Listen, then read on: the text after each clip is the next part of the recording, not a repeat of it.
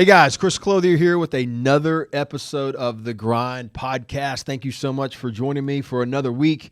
I don't know how your year is starting, but ours over here, mine personally, is starting fantastic. And I'm excited. I'm excited for this week's episode because I last told you that we were going to look back at some of our predictions, some of my predictions for the real estate market. And this one, I guess this podcast will be a little less, we'll tame this one down. It won't be quite like the last couple ones that have just been bangers, going for 25 minutes and digging deep into real estate. This is going to be more of looking back, seeing what we thought was going to happen, where we are today, what's come true, what hadn't come true, where were we right, where were we wrong, and then maybe even talk a little bit about really kind of where I think we are and where we're heading. So if you're listening and you're at a place where you can grab a pen and pad, grab it. We got a few things to talk about. I'm going to look at some articles that I wrote, one from January of 2017, one from January of 2018, and then one actually from May of 2020 as we're looking at post-pandemic real estate market predictions, and we'll see how prescient I was. We'll see if I actually know what the hell I'm talking about when it comes into looking into the future. I can tell you that this ought to be interesting. So, Yeah, this is going to be fun as I begin to even look at these. So let's get started. I'm going to look at some 7 real estate predictions. I actually wrote this article in January of 2017, 7 real estate predictions and trends. This was on our blog, published out there for everybody to read. And so let's look at this. Let's see the 7 predictions I thought from January 2017. One was that home prices will hit their pre-recession peaks, meaning that in 2016, we saw home prices, they had already reached record highs. They'd already advanced to values that existed before the recession in markets like Houston and Dallas, where you just saw this massive expansion, people moving in. There was no place for prices to go but up. But nationwide, I was predicting there would be a shift. You still saw some markets that were weak, some markets that were, the prices were still being held back. Now, some of that was secondary and tertiary markets. Some of that was these really high price markets like San Francisco and New York City, just to name a couple. But after years of steady price increases, we thought that prices would hit, stabilize, and definitely exceed pre-recession peaks. I think I got that one. I think I nailed that one. I thought that we would see drones become a increasingly accessible business use, that real estate professionals would start using drones to be able to take videos of homes and grounds and use flyovers and make these really nice looking things that would become a very popular way to market homes. I don't know if you've noticed, but there's drone video on just about every single home in America that's priced above median value for its particular area. As you get above, the upper half of home prices in any pretty much area, these drone videos have gotten actually really cool. And they're something that is used quite often. I predicted in 2017 that rent affordability would improve. Looking back on 2016, there was a rapid increase in many markets of rental prices. I thought that there could be the overall affordability of rent would be difficult. I thought that rents would come down. I thought rents would slow down in 2017, especially from an appreciation standpoint. Now, I can't look back on 17 and tell you that they did or didn't. I can just tell you today, I'm way off. Like, if you haven't already realized, in some markets, rent may be double what it was in 2016 at this point, because rent has really escalated as home building has not kept up with demand, hadn't even come close. So I think I was wrong on that one. I think rent, let me be clear too. Affordability is a measure of income versus rent. So is it necessarily a lot less affordable? No, but rents have increased because we have also seen wages increase. Wages have not stagnated during those years. So I think that, I don't know if they're necessarily more affordable, but I know they're definitely higher, and in some cases they're probably not as affordable. I give myself definitely a negative. I think I missed on that one. I wrote that I thought millennials will migrate to secondary and tertiary markets. First-time home buyers will definitely be looking for places outside the normal cities, smaller cities, smaller areas. I think I missed on this one too. I'm not thinking that millennials said, I want the urbanization. I'm pretty sure that millennials have said, I want to stay in areas that are near amenities. I want to stay near services I like. They're totally cool with jumping in Ubers instead of owning cars. Totally cool with, hanging out in places where you've got food scene and you've got job scene and you've got the chance to, whether it's taking ball games or arts or, parks, whatever. I'm not really sure that we saw this huge migration of millennials to the secondary and tertiary markets over the last 4 or 5 years. Have they grown? Yes, but not to what we were thinking. I'm thinking the job market has stayed strong, especially because of pandemic. Big cities, jobs have remained relatively strong. You can live wherever you want to live, do whatever you want to do. So I'm thinking that millennials have I would give myself a miss on that one too. I don't know that they've necessarily grown these tertiary or secondary markets the way we thought they would. I wrote that construction may slow down. And look, I think I nailed that. If you're not aware, from 2016 to 2021, we are 3.5 million homes short that we needed to build for. No, I apologize. I need to make sure I do my math right. We are between 2 million and 3.5 million homes short in that time period of what we needed to build to keep up with basic consumption. That is those millennials we were talking about entering into the home buying market.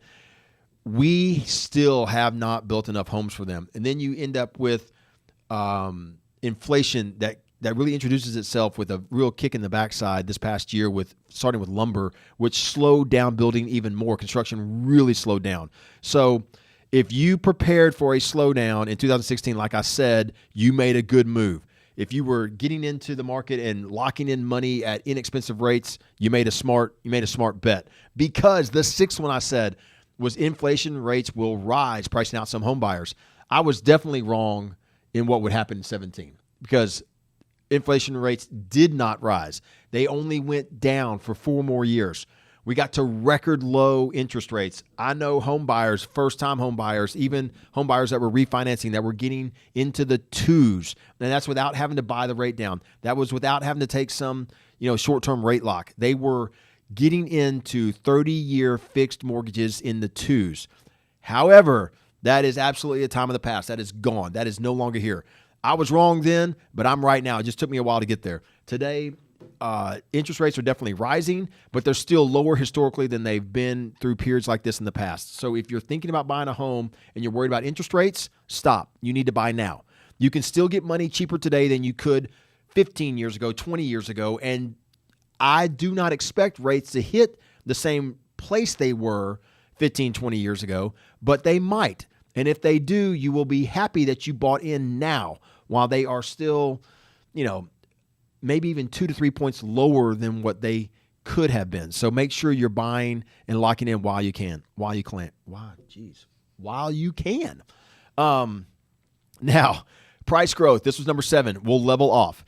In 2016, I thought home prices were going to hit their pre-recession peaks and then we would start to stabilize and slow down. We thought it'd be a good year, but we thought 2016 was a standout. 2017, to expect prices to keep going up was just almost too much to ask for. Looking back, with 5 years to look back or 4 years to look back, however long this is 5 years. Looking back 5 years, we were wrong. I don't know if prices went up a lot in 17. I don't know if that was a banner year for price appreciation, but I do know this, that, man, by the time we hit 19, 20, 21, 22, for some reason, and part of it has to do with this pandemic, man, prices absolutely took off. And if you owned real estate that you bought in 16 or 17, especially in markets like Dallas, like Houston, Oklahoma City, San Antonio, Birmingham, but even Memphis saw record appreciation over the last few years. I mean, you have done really well. So if you took our advice and you bought while you could, while you thought that prices would still be going up, but maybe not, banner years every year, you did well. Congratulations to you. That's a nice job. All right, so I don't know about you guys as the audience. I'm keeping score here. If you're keeping score at home, I did pretty well. I think I was like maybe 4 out of 7, 5 out of 7. So that's not bad for predicting the future. I would take that all day long. Let me look at an article I wrote in 18, and this was early January of 18, where again we made trends and predictions for the real estate market. One of the things we saw coming for 2018 was the rise of the short-term rental. And look, I mean, there are now, I think, over 100 different platforms that you can do short-term rentals on nationwide. Every single market, big and small, rural, mid-city, out by yourself in a cabin with nobody around you, everything is available now on some form of short-term rental. I think it's taken on so much that people are literally planning trips to cities, for long periods of time, or even for short-term events that are saying, look, I'm going to rent a house. It's become a real thing. It's all the way down to now you can rent rooms for short term. This is absolutely blown up. And it's just unbelievable what you can do now in the short term rental market. I think that you can rent backyards for short term. I want to have a party in a amazing backyard. There's a place now you can go to be able to rent, like, I want to use someone's backyard for my kid's birthday party because it's so amazing. I find that weird, and I might write about that in my next trend, but that's happening. That's how right we were about the rise of the short-term rental. You can literally rent anything for short-term today. So I wrote that with the tax reform bill that was passed back in 2017, I believe, it's left real estate investors wondering what that was going to mean for them. I definitely said affordability would be impacted. I thought inventory would be impacted, and I thought there might be even more tax reform coming beyond it that may affect us as real estate investors. I'm going to give myself a push on this because here's what I know for sure. Taxes went up. There was massive tax reform on individual prices. Like, many states, they saw as the values were increasing, the taxes, they started reforming taxes and making taxes go up. Many investors saw their taxes go through the roof, but they also saw the values of their properties go up. So this was one of those interchangeable things. You saw affordability coming down, inventory coming down, and taxes going up. That's what we talked about in our article. I think we nailed it. Higher property taxes on pricier properties, they definitely were a problem. That's one of the things we talked about. You can look around today. Even affordability of buying a home, I think, has been impacted, but so have incomes. So houses have probably gone up faster than incomes have gone up for sure. Interest rates have remained relatively low, comparatively speaking, to periods like this in the past. So, I think that when I look back at what I wrote in 2018 and I look at today for 2022, this is as good a time as there's ever been to buy in real estate. I thought that we would see some changes. It definitely happened. It continues to happen. You're seeing some wild fluctuations in affordability, inventory, and tax reform. But you've also seen some positive happen, like the state of Texas limiting the amount of increase that real estate taxes can take in a year. That was huge. That really helped people to be able to make a good sound judgment on buying a piece of real estate. Before, they didn't know what it was going to be. Now they do. This was a cool one that we were just starting to see, and I think this has really gotten popular today. Smaller property sizes. One of the things I think is really neat, and it's something that I could even tell you about today that I think is going to happen within the future. I think that we're spot on when we say this, that people are going to become more creative with how they use space, and they're going to come to realize that the McMansion days we don't need, the massive starter homes we don't need, the house that's got every single nook and cranny of a room we don't need. What people want today is a space to be able to go to work, because remote work has become a really big deal. People want light and openness, fewer walls, and more togetherness. You're starting to see homes come down in size but incorporate rooms together. And I think that's amazing. I think that's something that we will see more of as we go forward in the future. You'll start seeing, even from a resident standpoint, when you're talking about rental properties, that the amenity that people want probably more than anything is to feel comfortable, to feel like something is theirs. And it's interesting that the less boxy feel and, structured rooms and, everything's chopped off from one another, the less of that there is in homes, the more appealing they become. And so how are we going to fix our stock of inventory that was, that's still out there, the number of homes that are, 40, 50, 60 years old? I don't know. I know that I personally love going into these old houses and taking walls down and creating open spaces. It leaves the charm and the character of the house. And they tend to be smaller too. Homes built 40, 50 years ago tend to be smaller homes. So I love going in there and making something that looks small from the outside feel big on the inside. And I think that's definitely a trend in real estate. So We'll see. We will see if this trend continues. The other thing I think is that just with the cost of home ownership, everything we've already talked about here today, as materials go up in price, as inflation occurs, we're just going to have to build smaller things to make them affordable. Otherwise, we are going to impact affordability if we keep building things that are huge. And then this fourth one, y'all, I missed. It seems like I missed it every single time I said this. I really felt like appreciation was going to be contained to just a few areas of the country, and that you were going to see that there wasn't going to be enough growth, there wasn't going to be enough demand, there wasn't going to be enough job creation. I just didn't feel like there was going to be this massive appreciation of home prices. I thought it would be modest, and maybe it was in 19. Maybe the pandemic had this massive effect, and we'll see what I wrote about it. I'm figuring, well, that's the last article we're going to look at. Maybe the pandemic had this massive effect that changed, all these predictions, and so there's no way we could have been right. But I don't know. We'll see. What I do know is that I figured that there would be modest appreciation, and I was wrong. Again, anybody that bought homes in 2017 that own them today, you've seen a windfall. You can't necessarily tap into it unless you choose to refi or you choose to take out some type of home equity loan. But the fact that it's there and it is real wealth that you have built and it can be attainable should you choose to sell the property, that's amazing. And it's a very real thing. I know a lot of investors today they're doing two things. One, they are refinancing and taking money out and using it to invest in other real estate. Super smart. Don't refinance in order to take vacations and buy cars and watches and new clothes. That's dumb. Don't do that. All right. I'm just telling you straight. Don't do that. That's dumb. But if you pull money out of an investment property, so therefore you've leveraged it back up and you use it to acquire another piece of property, you dollar cost average them together and your leverage comes down. And so you have more value out of the same dollar. This is the way you take the same dollar and you turn it into two houses, greater value for you, greater income, greater possible net worth in the future. So if you have the opportunity, absolutely refinance, pull it out, even at today's rate, lock in at the lowest rate you can and use it to build out your portfolio. I do believe, I think I was right most of the time when I said this in the past. I think I'm going to be right again. I do believe demand is going up, which is going to press rents higher, which is going to press values higher. You're going to see taxes go up too. All these things move together, but you're also seeing wage inflation. You're seeing wages go up.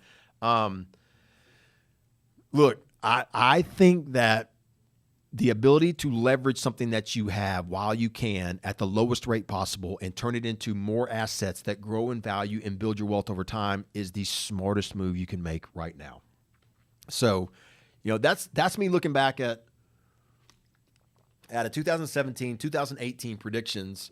I'm interested now, and I'll tell you, you may not, of course, you can't see this, from you guys that are listening or even you that are watching, but these are articles that I did not look back through and read or pull up until today. They told me that I was going to be doing Article React. Y'all have heard me say Isabel in here before. She's the one who runs this thing over on the other side. She ended up putting these 3 articles in today and said, here, Chris, pull them up. I pulled them up just before we started, and we said go. So this is my first time to see these and see what I was saying back then. I want to see what I was saying right at the beginning of the pandemic, because those of you that remember, and those of you that may not know this, when the pandemic started, I will never forget, it was a Friday afternoon when really all hell broke loose. It was the Friday after the NBA canceled their season. You started seeing borders closing. You started hearing about schools closing. You started hearing about governments, not really sure about public businesses, if they could even be open or not. It was a crazy time. And I will never forget, we gathered our executive team, I think on Monday morning, the 16th. I'm not sure that anybody else was in our office that day. We went remote almost instantly, like a lot of people did, because hell, we didn't know. We didn't know what was going on. We didn't know if everybody had it. This was, some zombie, apocalypse where everyone was going to start, twitching. We had no clue. So it was, everybody stay out of here. We gathered our executive team. And for at least the rest of the month of March, for 2 straight weeks, it was long days, long nights, making a plan. How are we going to attack this? There were many days when you had the 3 owners, our CFO, and I think there was 1 or 2 other people that are really close to us, like executive assistants. And I think there was only there may have been 5 people at the most meeting here in person, and everybody else was gone. It was eerily quiet. I'll never forget these days. And I wrote about it in May. I said, let's be clear. We still don't know how things are going to pan out. By May, we felt good. We felt, wow, all of our planning back in March, all those late nights, all of that just all hands on deck approach really paid off. It gave us a lot of confidence by May for me to be able to make some of these housing predictions. But I clearly wrote here that we don't know how things are going to pan out. We did feel, and I even wrote it, I feel like we were going to be a stronger company. We were going to be better equipped to handle unknowns. We were going to have a lot better wisdom about decision-making for residents and investors because we had to make decisions right now, and we were seeing the real-time effects. But we wanted to make sure that everybody knew that, hey, we have no idea what's going on. So let me look at this. I even wrote in this back then, let me be clear. These are predictions, not sure things. Okay, so I guess I wanted to be really clear with everybody. I had no clue what was actually going to happen, but this is just what I thought. So we said, one of the very first things I said was one thing that would come out of the post-pandemic would be a suburban migration. We felt that we would see more growth in the suburbs. I think we've nailed that. Not everybody. A lot of people moved to the suburbs because they could work from anywhere and telecommute. They could get online to do their jobs. You saw this became a massive growth phenomenon that many industries have popped up just out of working at home. A lot of companies grew because they offered the ability to work from home. Other companies, they shrunk because they didn't offer that ability. There's some businesses like ours where the culture, you just thrive on being together, but there's still some element of people need to stay home for this or that. And the ability to have a home office where you live, it made suburban houses very appealing. And so, that urban yet also rural lifestyle is what's offered by a suburb. It's what's offered by just outside the main city. You're still close enough to get to what you can get to once it reopens, and everything did reopen. But you also have the ability to be far away and don't have to be around anybody. So it's kind of interesting. We thought the suburbs would grow. We invest mainly in suburbs, and we've seen the value of our portfolio over the last year, and the value of the homes themselves, the price that has to be paid for homes in the same neighborhoods go up significantly. I wrote that we would see remarkable stability.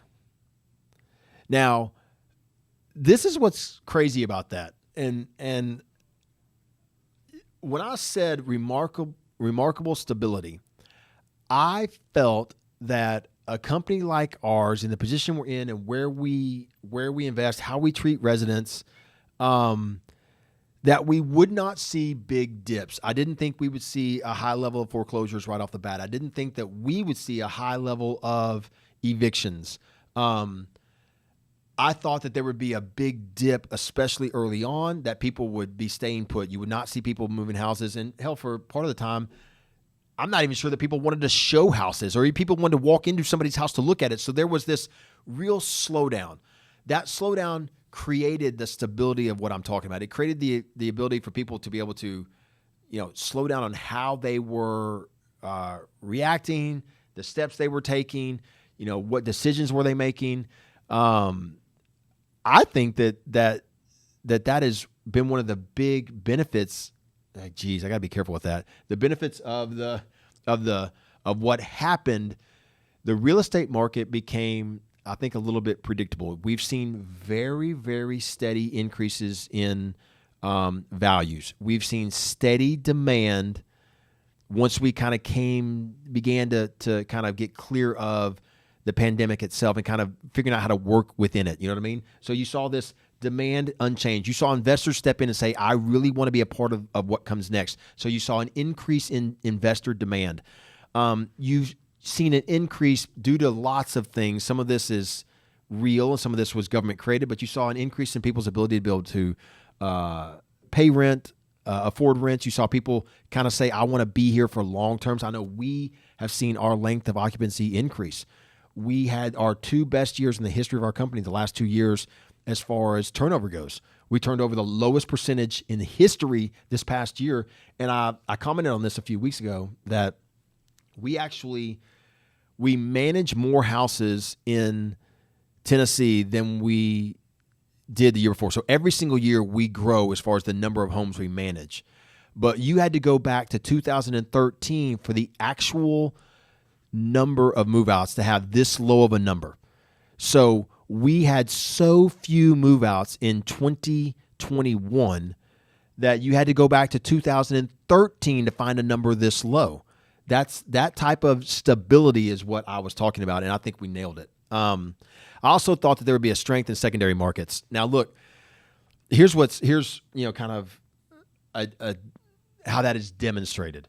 I would definitely not call San Antonio a secondary market. That is a frontline first tier market for sure. But when it comes to size and it comes to growth and it comes to sales, that kind of thing, some people may put San Antonio as a secondary market.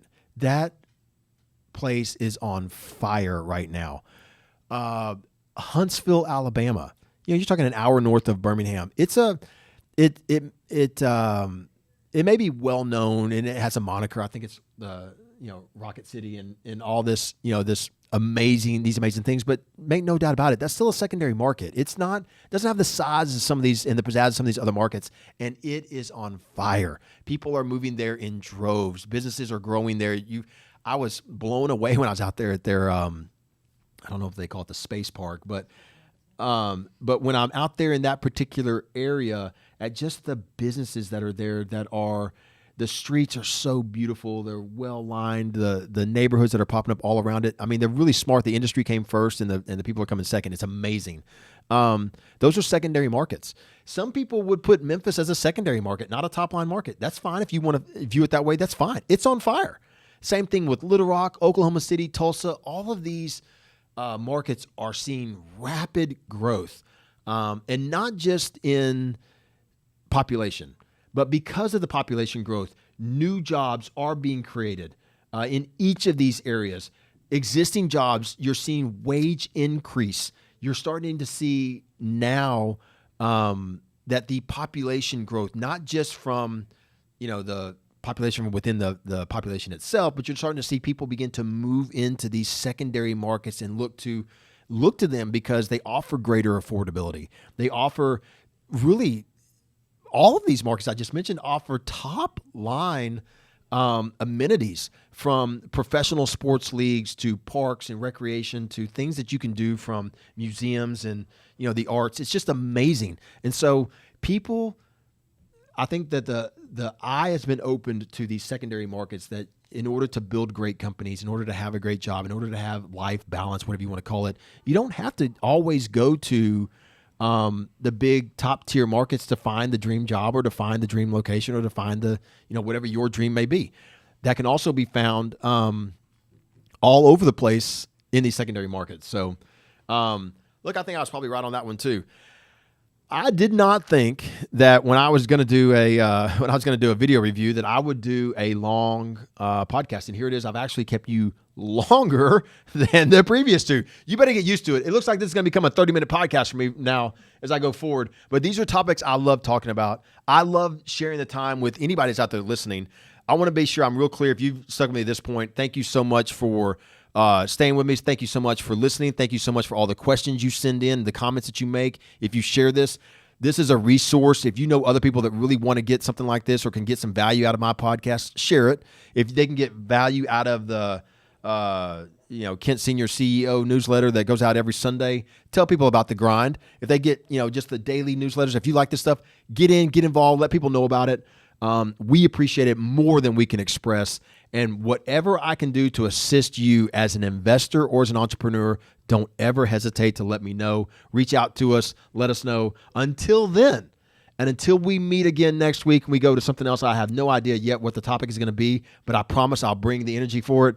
Until then, you guys commit to the grind, and we will talk to you shortly. Thank you so much.